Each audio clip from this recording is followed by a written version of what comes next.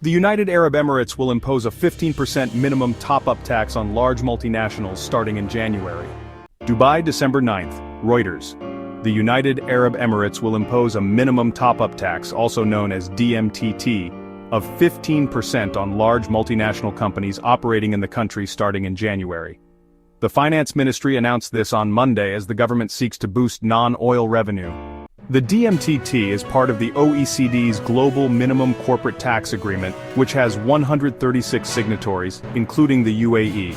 This agreement aims to ensure big companies pay a minimum of 15% and to make tax avoidance harder.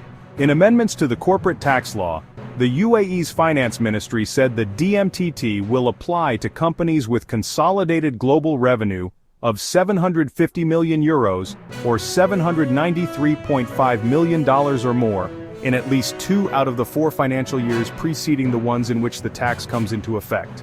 The UAE, including Dubai, is a hub for multinationals in the Middle East, and the tax amendments come a year after the UAE began rolling out a 9% business tax, with exemptions for the many free zones which power its economy.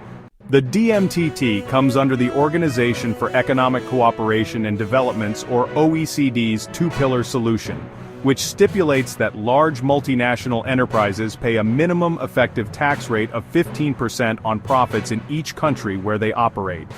The UAE's Finance Ministry said it is also considering introducing a number of corporate tax incentives, including one for research and development, or R&D, that would apply for tax periods starting in 2026. The expenditure-based incentive would offer a potential 30 to 50% refundable tax credit, depending on the size of the company's operations in the UAE and revenue, the ministry added.